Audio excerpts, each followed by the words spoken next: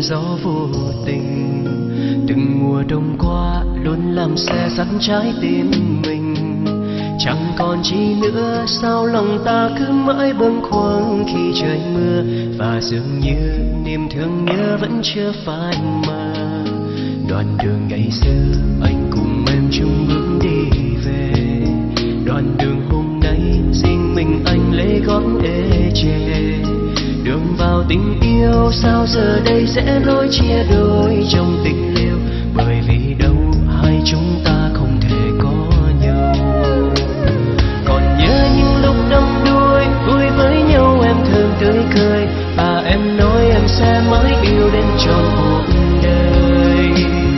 Thời gian như con đứng trôi, lời em như cơn gió thôi, và giờ đây em bỏ anh một mình đơn côi.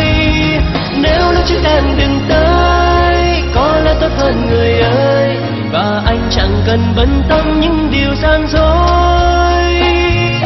Nếu lúc trước em đừng nói những tình yêu đầu môi, thì đâu buồn chỉ khi mỗi đứa một phương trời.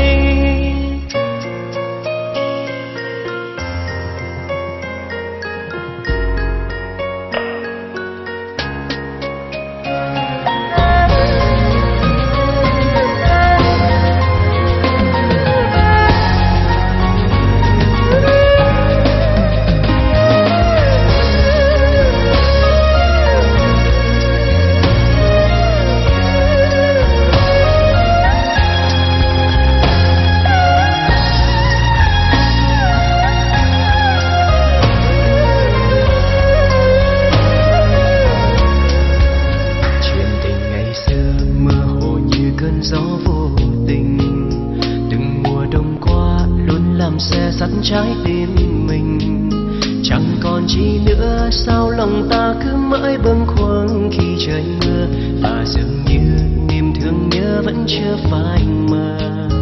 Đoạn đường ngày xưa anh cùng em chung bước đi về, đoạn đường hôm nay riêng mình anh lấy gót ê chề.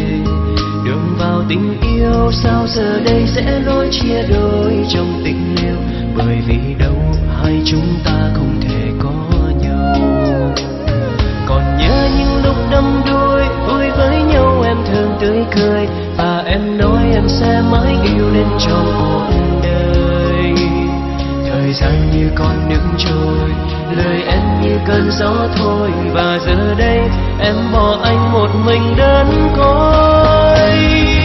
Nếu lúc trước em đừng tới, có lẽ tốt hơn người ơi, và anh chẳng cần bận tâm những điều gian dối. Nếu lúc trước em đừng nói những tình yêu đầu môi, thì đâu buồn chỉ khi mỗi đứa một phương trời. Nếu lúc trước em đừng tới, có lẽ tốt hơn người ơi, và anh chẳng cần bận tâm những điều gian dối. Nếu lúc trước em đừng nói những tình yêu đầu môi, thì đâu buồn chỉ khi mỗi đứa